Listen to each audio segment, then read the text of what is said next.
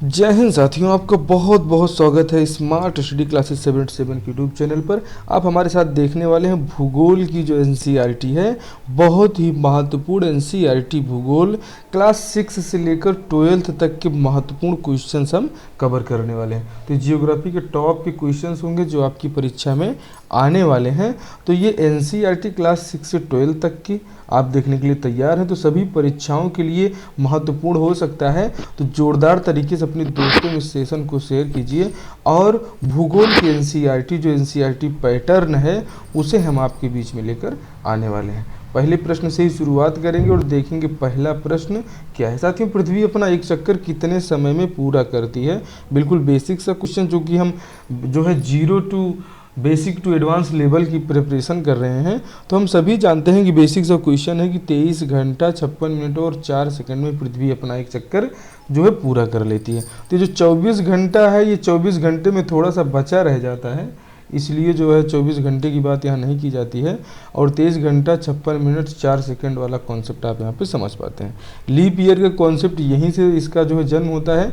हम देखते हैं साथियों आगे कि जब हम गाड़ी में जा रहे होते हैं तो सूर्य पूर्व से पश्चिम की ओर जाता हुआ क्यों दिखता है? रोटेशन ऑफ इम्पैक्ट के कारण, दिशा भ्रमण के कारण, सूर्यास्त के कारण या कोरियोलिसिस बल के कारण। तो साथियों ये जो इफेक्ट होता है ये रोटेशन ऑफ इम्पैक्ट होता है, एक परिभ्रमण के प्रभाव के कारण ऐसा होता है। चूँकि वेस्ट टू ईस्ट, आप जानते हैं पश्चिम से पूर्व की ओर जो इसका पृथ्वी का परिभ्रमण हो रहा है, उसी के कारण जब हम पूर्व से पश्चिम की ओर जाता हुआ सूर्य को देखते हैं जब हम गाड़ी में बैठे हुए जा रहे होते हैं। तो साथियों ध्रुवीय क्षेत्रों में कोरियोलिसिस बल क्या होता है? अधिकतम होगा, मीडियम होगा, शून्य होगा या कोई परिवर्तन नहीं होगा? तो ये जो कोरियोलिसिस बल होता है ये अधिकतम होता है ध्रुवीय क्षेत्रों में। बहुत ही महत्वपूर्ण क्वेश्चंस हैं। और ये कोरियोलिसिस बल के कारण उत्तरी गोलार्ध में वस्तुएं किस दिशा में स्वतः मुड़ जाती हैं? जब उत्तरी गोलार्ध आप देख रहे हैं साथियों, तो उत्तरी गोलार्ध में इस कोरियोलिसिस बल के कारण ये जो वस्तुएं हैं अपने आप दाईं ओर में मुड़ जाती हैं। जो आप ये पछुआ पवने देखते हैं और गल्फ स्ट्रीम देखते हैं, हॉट स्ट्रीम देखते हैं, ठंडी और गर्म जो जलधाराएं होती हैं साथियों, वो इसी कोरियोलिसिस बल के कारण ही जो है हमें देखने को मिलती हैं। और वहाँ पर जाने के बाद ये पौने मुड़ जाती हैं और वो हमारी व्यापारिक पौने भी कहलाती हैं।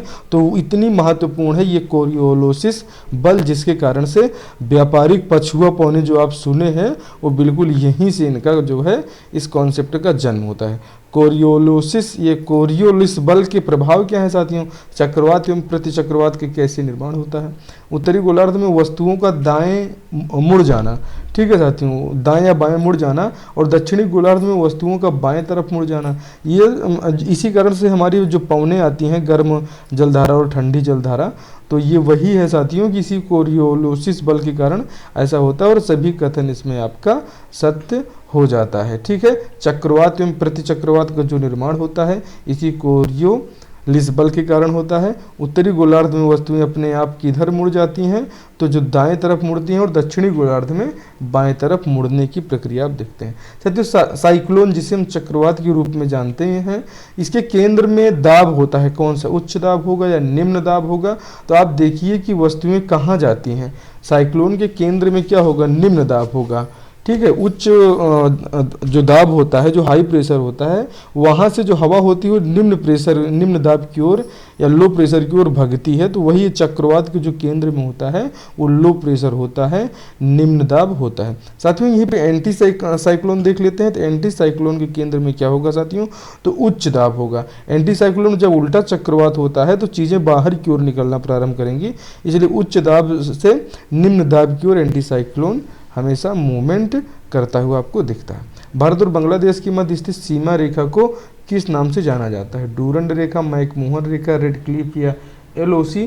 तो साथियों हम जानते हैं कि भारत और पाकिस्तान दोनों एक ही हैं, तो रेड क्लिफ जो है इसका सही वाला आंसर हो जाता है कि रेड क्लिफ रेखा जो है भारत और बांग्लादेश के मध्य भी स्थित है। ये बांग्लादेश वही है, पूर्वी बंगाल और पश्चिम बंगाल का जो कॉन्सेप्ट आप देखते हैं। तो पूर्वी बंगाल 1971 में जो है ये अलग हुआ था इंदिरा गांधी जी के नेतृत्व में। दो अक्षांशों के मध्य दूरी कितने किलोमीटर की होती है? बहुत कॉमन सा क्वेश्चन है और कई बार परीक्षाओं में पूछा जाता है, तो याद रखिएगा 111 किलोमीटर की दूरी दो अक्षांशों के बीच में होती है। और इसी से हम जो है आप देखें कि मैप वाली क्लासेस में हम लोग यहाँ से लेके चाइना तक की जो दूरी निकाल पाते हैं तो इसी जो है सिस्टम से निकाल पाते हैं। मौसम संबंधी घटनाएं वायुमंडल के किस लेयर में होती हैं?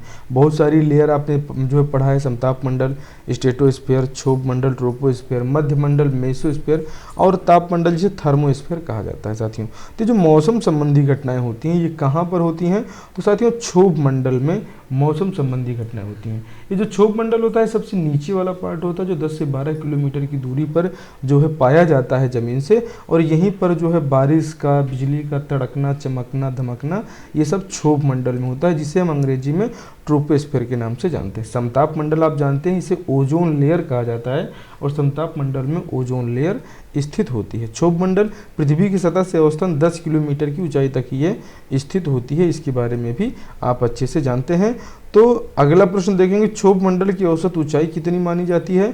तो साथियों औसत ऊंचाई तो जो है 13 किलोमीटर, ये एक एग्जाम में सही आंसर यही लिया गया था, और 10 किलोमीटर भी कहा जाता है, लेकिन जो आयोग ने सही आंसर लिया है 13 किलोमीटर क्षोभ मंडल की औसत ऊंचाई, ये आयोग ने सही माना है। आगे देखेंगे वेनेजुएला की राजधानी का क्या नाम है? आपके सामने बोगोटा, कराकस, लीमा और जॉर्ज टाउन, ये जो 4 देश हैं और चारों राजधानियां हैं। तो वेनेजुएला की राजधानी क्या है? कराकस है, और यहाँ पे 1 किलो टमाटर का मूल्य कम से कम 5.5 से 6 लाख रुपए होता है, क्योंकि अभी हाल ही में इन्होंने जो है कितना 35 लाख का नोट इन्होंने जारी किया था। चिली की राजधानी को हम जानते हैं किस नाम से? पेरू, असंसन, ब्रासिलिया एवं सेंटियागो। तो ये ब्रासिलिया कहाँ की राजधानी है? जो अगर इसको हम पूछे तो ये ब्राज़ील की राजधानी हो जाती है। ठीक है साथियों, और चिली जो है ये पेरू जो है चिली की राजधानी हो जाती है, और देखेंगे चिली की राजधानी सेंटियागो होती है साथियों। माफ़ कीजिएगा अगर यहाँ पे जो है थोड़ा सा सिस्टम लगता है कि जो मिस हो गया, कोई बात नहीं। देखते हैं खनन को किस क्षेत्र में रखा जाता है? प्राथमिक सेक्टर, द्वितीय सेक्टर, तृतीय सेक्टर या सर्विस सेक्टर? चूँकि खुदाई वाला कार्य किया जा रहा है, और खुदाई कहाँ से हम कर रहे हैं? प्रकृति से कर रहे हैं। तो जो प्रकृति से बनने वाले उत्पाद हैं उसको हम प्राइमरी सेक्टर के अंतर्गत लेते हैं। द्वितीय सेक्टर में आप जानते हैं विनिर्माण आता है, और थर्ड सेक्टर में सर्विस सेक्टर आता है, जिसे हम अच्छी तरीके से जानते हैं। और आगे हम बढ़ेंगे, खनन को किस क्षेत्र में रखा जाता है? तो इसे हम जो है साथियों खनन को प्राथमिक सेक्टर में रखते हैं। यहाँ पे टिक नहीं लगा है, लेकिन हो सकता है वो टिक वाली स्लाइड आपको जरूर मिल जाए। अपसौर कब होता है? 4 जुलाई को आप जानते हैं अपसौर होता है। ये बिल्कुल 1 लाइनर क्वेश्चन है, सीधे एग्जाम में छपने वाले हैं। आप हमारे साथ NCERT देख रहे हैं जो क्लास 6 से 12 तक की है, और ये सेशन हम लगातार आपके बीच में लेकर आएंगे क्वेश्चंस के रूप में। तो इस प्रश्न का उत्तर आप हमें बताइए कि सूर्य से पृथ्वी की औसत दूरी कितनी है? औसत दूरी कितनी है? 15 लाख किलोमीटर जो है यहाँ से जो है पृथ्वी से सूर्य की दूरी है 15 करोड़ किलोमीटर, माफ़ कीजिएगा 15 करोड़ मीटर सूर्य से पृथ्वी की औसत दूरी मानी जाती है भाई साहब। और यहाँ 1000 किलोमीटर चलने में आप समझिए कमर दर्द हो जाता है, इसलिए कोई वहाँ जो है पहुँच नहीं पा रहा। क्षोभ मंडल में प्रति 1 किलोमीटर की ऊंचाई पर सामान्य तापमान पतन दर कितने डिग्री सेल्सियस होती है? ये पतन दर है जो लो रेट होता है, ठीक है, ये लो रेट के बारे में बात किया जा रहा है कि क्षोभ मंडल में आप 1 किलोमीटर की ऊंचाई पर आगे बढ़ते हैं तो वहाँ पर तापमान कितना कम हो जाता है। तो साथियों 1 किलोमीटर की दूरी आप तय करेंगे तो 6.5 डिग्री सेल्सियस तापमान वहाँ पर कम हो जाता है। तो ये जो लो टेम्परेचर रेशियो है उसकी बात क्षोभ मंडल में किया जा रहा है। ये क्वेश्चन ऑफ द डे है, एग्जाम 60 है और आपके एग्जाम में छपने वाला है। चलिए देखिए, मृदा स्वास्थ्य कार्ड की शुरुआत कहाँ से की गई है? छत्तीसगढ़, राजस्थान, उत्तर प्रदेश, मध्य प्रदेश। तो ये भाई मध्य प्रदेश है या उत्तर प्रदेश है, छत्तीसगढ़ है या राजस्थान? तो साथियों जो मृदा स्वास्थ्य कार्ड है, आप जानते हैं कि जमीन से रिलेटिव कार्यक्रम जो है प्राय राजस्थान से शुरू होते हैं, और हमारे देश में आप जानते हैं कि एक राजस्थान के नागौर से शुरू होने वाली स्कीम के बारे में बताइएगा। और मृदा स्वास्थ्य कार्ड जो है साथियों इसकी शुरुआत होती है राजस्थान से, आप ये याद रखिएगा। मृदा स्वास्थ्य कार्ड जो जमीन जो है हमारे ज़मीन का वैज्ञानिक परीक्षण किया जाता है, कौन सी की नाइट्रोजन की कमी है, फास्फोरस की कमी है, ये सब के बारे में जानकारी जो ली जाती है। तो जमीन का जो स्वास्थ्य कार्ड है ये बनाने का काम। साथियों क्षोभ मंडल में 165 मीटर की दूरी पर कितने डिग्री सेल्सियस तापमान कम होता है? ये बहुत ही महत्वपूर्ण है और ये सीधे पूछा गया है कि अगर आप 165 किलोमीटर की दूरी आप क्षोभ मंडल में तय करते हैं तो 1 डिग्री टेम्परेचर, 1 डिग्री जो है सेल्सियस तापमान यहाँ पर कम होता दिखाई देता है। तो समताप मंडल के संबंध में असत्य विकल्प की पहचान करना। चलिए पहचान करते हैं। ओजोन लेयर स्थित है क्या समताप मंडल में? जाहिर सी बात है, हो सकता है। विमानों का परिवहन इसी लेयर में किया जाता है, समताप मंडल में ही।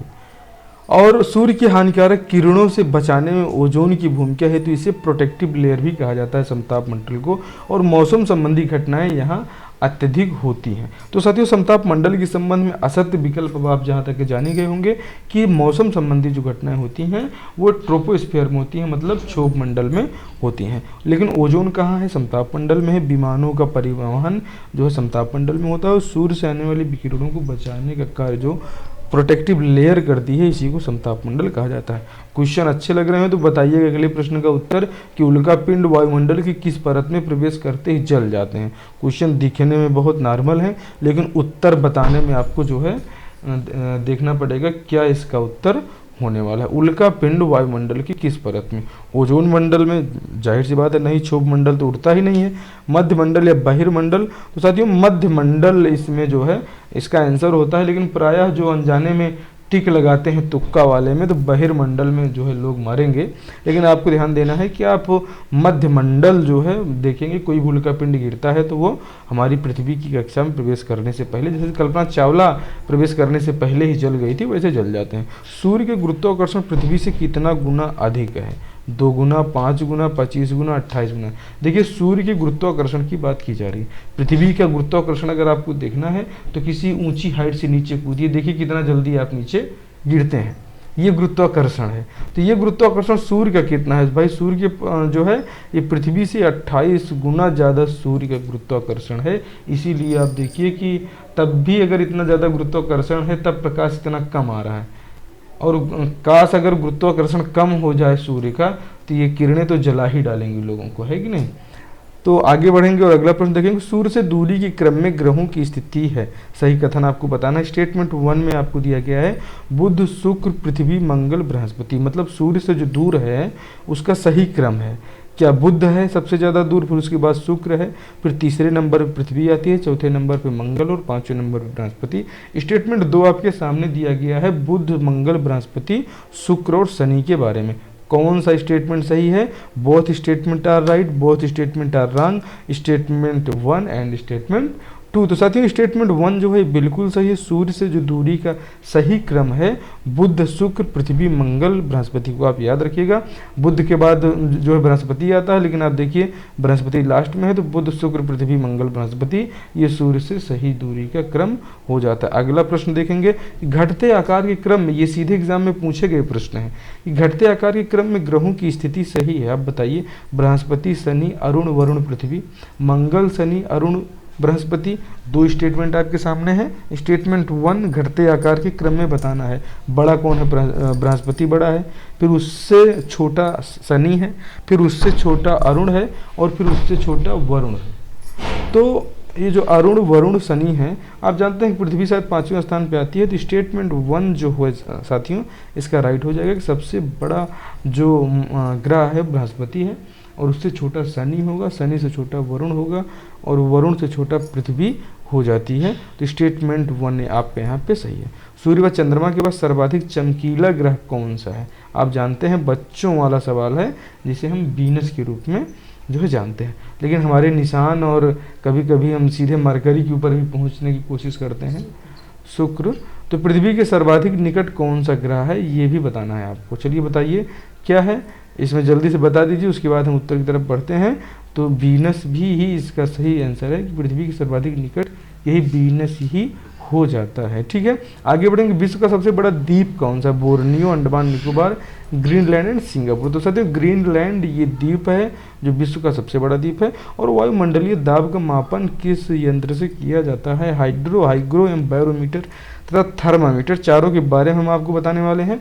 हाइड्रोमीटर आपको आप जानते हैं कि आर्द्रता इससे क्या जो है घनत्व जो है नापते हैं, और हाइग्रोमीटर से वायुमंडलीय, बैरोमीटर से वायुमंडलीय दाब मापा जाता है, और वायुमंडलीय की आर्द्रता जो नापते हैं वो हाइग्रोमीटर से नापते हैं, और हाइड्रोमीटर से जो है घनत्व का मापन किया जाता है। जिसे याद रखिएगा, बैरोमीटर से वायुमंडलीय दाब का मापन किया जाता है।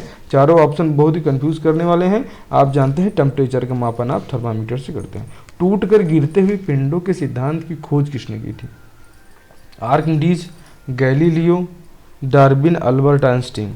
साथियों, टूटकर गिरते हुए पिंडों के सिद्धांत की खोज शायद आप बताइए क्या है, तो सही आंसर है गैलीलियो, इसका सही आंसर हो जाता है। आर्किमिडीज, डार्विन और अल्बर्ट आइंस्टीन भी बहुत अच्छे वैज्ञानिक हैं। इनके बारे में आप क्या जानते हैं कमेंट बॉक्स में जरूर बताइएगा, और चैनल को अभी तक आपने सब्सक्राइब नहीं किया है तो ज़रूर कर लें। और ये सेशन बिल्कुल हम इसके आगे भी लेकर आपके लिए आने वाले हैं। क्लास 2 में हमसे ज़रूर मिलेगा। बहुत महत्वपूर्ण ये प्रश्न आपके बीच में हम लेकर आ रहे हैं। तो ये एनसीईआरटी का सेशन 1 है एसएससी 77 का। कैसा लगा ज़रूर बताइएगा, ये क्वेश्चंस कैसे लगे और ये क्वेश्चंस की क्वालिटी कैसी है, कमेंट बॉक्स में आप कमेंट करके बताइएगा कि प्रश्न आपको कैसे लगे। और जो पूरा सेशन अच्छा लगा हो तो अपने दोस्तों में एक बार शेयर कीजिए, और अपने एक जोरदार तरीके से भारत माता की जय लिखते हुए सेशन को कहिए बाय बाय, थैंक यू, जय हिंद, जय भारत।